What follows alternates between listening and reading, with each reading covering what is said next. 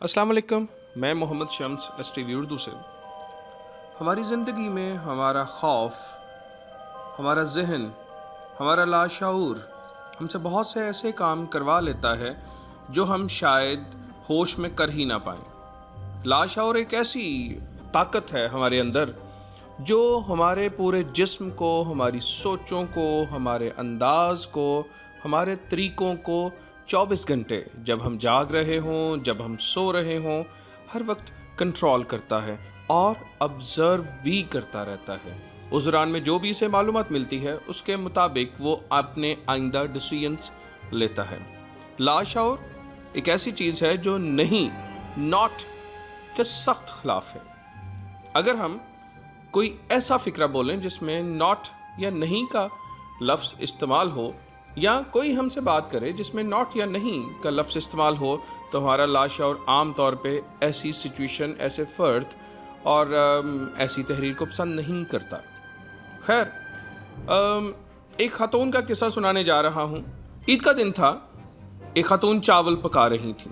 اچانک ایک سانپ آ کر اس چاول کی ڈش کے اندر گر گیا۔ سانس بہت سخت تھی، اس کے ڈر سے بہو نے اس سانپ کو چاولوں کے اندر ہی پکا دیا۔ پکانے کے بعد جب چاول سارے اہل خانہ کے سامنے رکھے گئے تو اہل خانہ کو ان چاولوں کا بہت مزہ آیا۔ انہوں نے خوب داد دی اور انجوائے کرتے ہوئے سارے چاول ختم کر لیے۔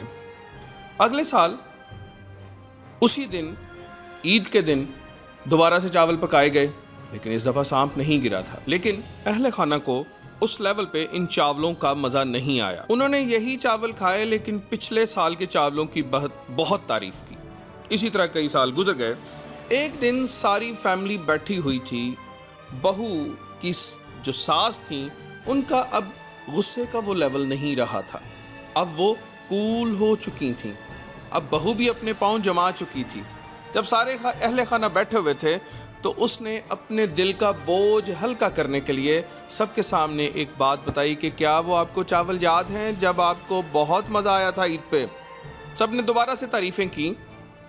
بہو نے بتایا کہ تب ایک سانپ ان چاولوں میں گر گیا تھا اور میں نے اسی طرح پکا دیا، کیونکہ مجھے ڈر تھا کہ شاید ساس مجھے بہت ڈانٹے۔ یہ سننا تھا کہ سبھی لوگ، کسی کو ہارٹ اٹیک ہوا، کسی کو خوف کی وجہ سے، کسی کو ان نون ریزن کی وجہ سے تکلیف آئی اور وہیں پہ وفات پا گیا۔ آگے چلیے۔ امریکہ میں موت کی سزا یافتہ ایک قیدی پر ایک عجیب تجربہ کیا گیا۔ اسے بتایا گیا کہ آپ کو نہ پھانسی دی جائے گی، نہ گولی ماری جائے گی اور نہ ہی زہر کا انجیکشن لگایا جائے گا، بلکہ سانپ سے ڈسوایا جائے گا۔ اس کے خیالات پر سانپ چھا گیا۔ پھر سانپ اس کے سامنے لایا گیا۔ اسے یقین ہو گیا کہ سانپ نے مجھے ڈسنا ہے۔ پھر اس کی آنکھوں میں ایک پٹی باندھی گئی اور 2 کامن پنز اسے چبھوئی گئیں، جس سے اسے پکا یقین ہو گیا کہ سانپ نے اسے ڈس لیا ہے۔ تھوڑی ہی دیر میں اس کی موت واقع ہو گئی۔ اس کے خون کے ٹیسٹ ہوئے تو خون میں سانپ کا زہر موجود تھا۔ اب اس شخص کو سانپ نے چھوا تک نہیں، لیکن اس کے باوجود اس کی موت بھی واقع ہو چکی تھی۔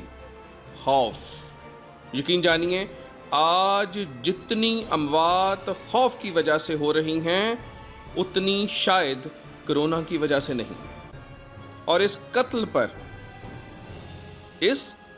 پر، اس مرڈر پر ہر وہ شخص برابر کا شریک ہے جو خوف پھیلا رہا ہے۔ اس لیے احتیاط کی ترغیب دیجیے، آگاہی عام کیجیے، دہشت گرد نہ بنیے، دہشت نہ پھیلائیے، حوصلہ دیجیے۔ ہمیں اپنے رب پر، اپنے رحیم پر، اپنے رحمان پر، اپنے خدا پر، اللہ پر یقین رکھنا ہے۔ وہ ہم پہ کوئی ایسی مصیبت نہیں ڈالتا جو ہم برداشت نہ کر پائیں۔ خدا را ہمت کیجیے۔ اللہ آپ کا حامی و ناصر ہو۔ اللہ حافظ۔